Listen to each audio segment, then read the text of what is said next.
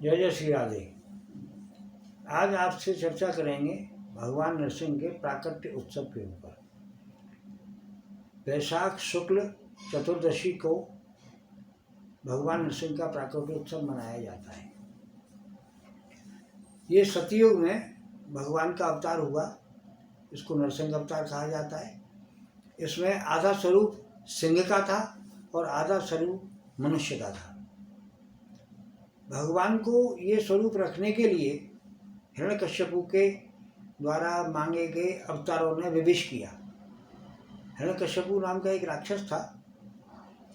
वो अपने भाई की मृत्यु का बदला लेने के लिए नारायण से बदला लेना चाहता था। इसके लिए उसने घोर तपस्या की और वरदान मांगे और अपने आप को अजय समझने लगा कि मेरे बराबर बलशाली कोई नहीं है। अपने राज्य में घोषित कर दिया कि मैं स्वयं भगवान हूँ, मेरी पूजा की जाए।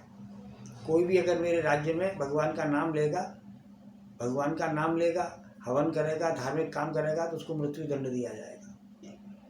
लेकिन उसका दुर्भाग्य ये रहा कि उसका जो पुत्र था प्रहलाद, वो भगवान का बड़ा भक्त था। वो हर समय भगवान का चिंतन करता रहता था, भजन करता रहता था, भगवान के ध्यान में मग्न रहता था। छोटा सा नन्हा सा बालक, ये उसकी स्वतः प्रेरणा थी। जब हिरण्यकश्यप को ये पता लगा कि मेरा पुत्री भगवान का भक्त है, उसको बड़ा कष्ट हुआ। उसको बहुत समझाया कि बेटा भगवान का नाम नहीं लेते, मैं स्वयं भगवान हूँ, मेरी पूजा करो। प्रहलाद बोले पिताजी ये आप क्या कह रहे हैं? भगवान तो भगवान है। बोले नहीं, मैं भगवान हूँ, मेरी पूजा करो। जब वो नहीं माना तो उसने उसको एक शत्रु की तरह यातना देना आरंभ किया।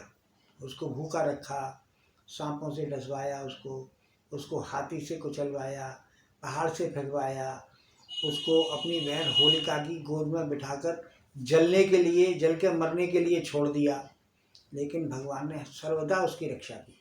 छोटा सा नन्हा सा बालक, जब भी कोई उसके ऊपर मुसीबत आती वो नारायण नारायण बोलता, हे प्रभु मेरी रक्षा करो। और भगवान अप्रकट रूप से, परोक्ष रूप से उसकी सहायता करते, उसको बचाते, उसकी रक्षा करते थे।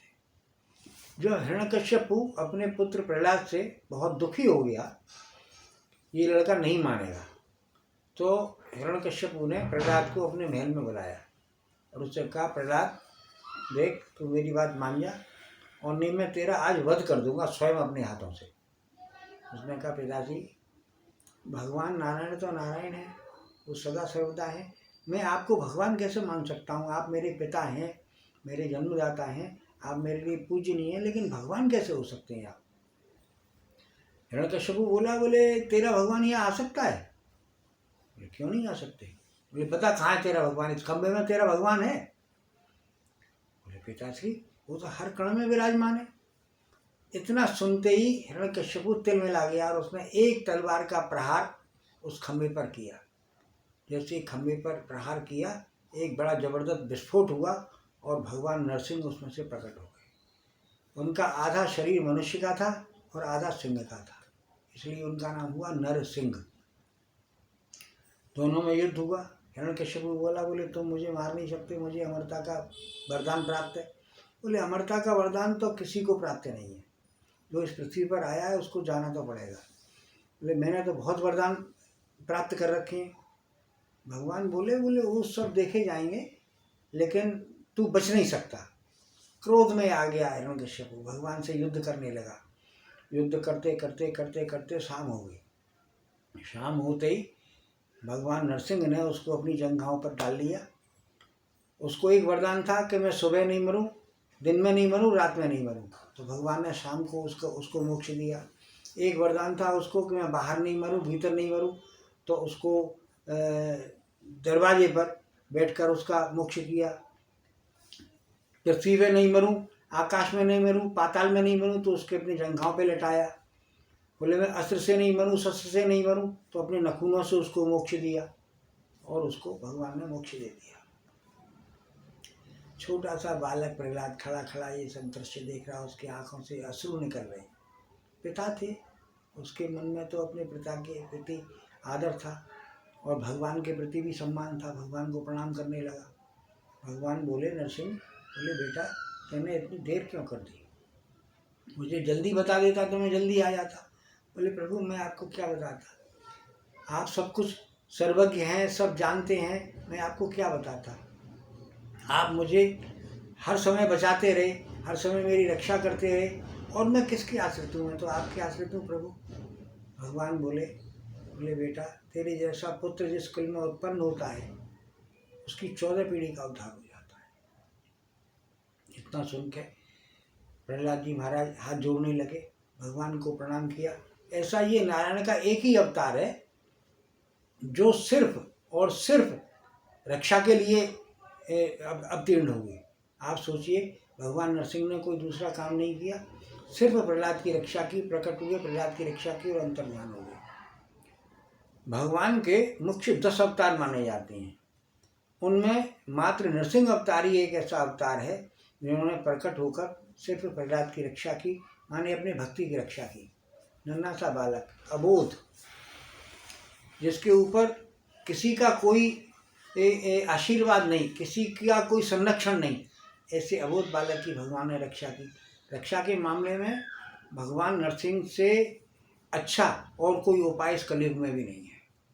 एक बात और बताएं आपको, भगवान नरसिंह सतयुग में तो खम्भ से प्रकट हुए थे, और कलयुग में भी भगवान ने एक बार परिचय दिया अपना कि मैं आज भी हूँ।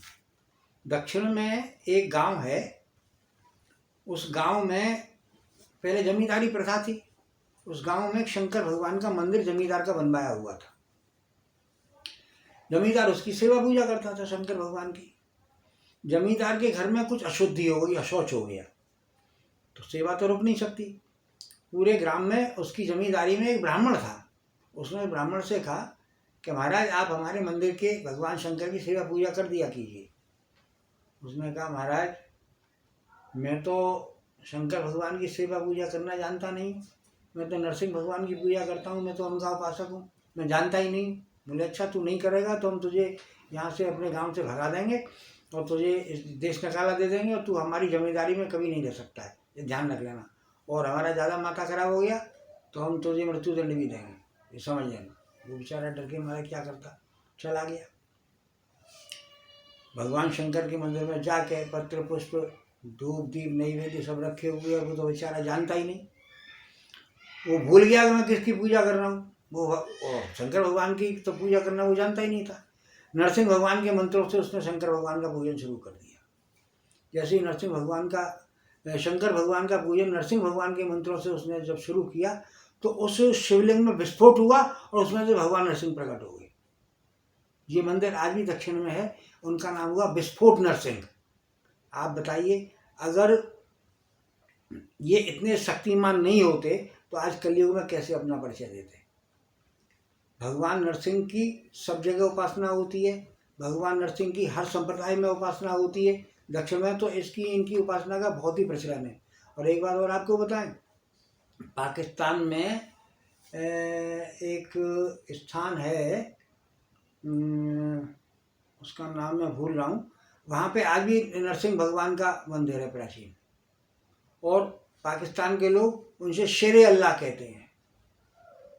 मुल्तान में वो मंदिर है, मुल्तान में मंदिर है। अब तो भग्नावशेष है उसका, बहुत टूटा फूटा है, लेकिन वहाँ के जो रहने वाले हैं, बाशिंदे हैं, वो शेरे अल्लाह के नाम से उस जगह को प्रणाम करते हैं।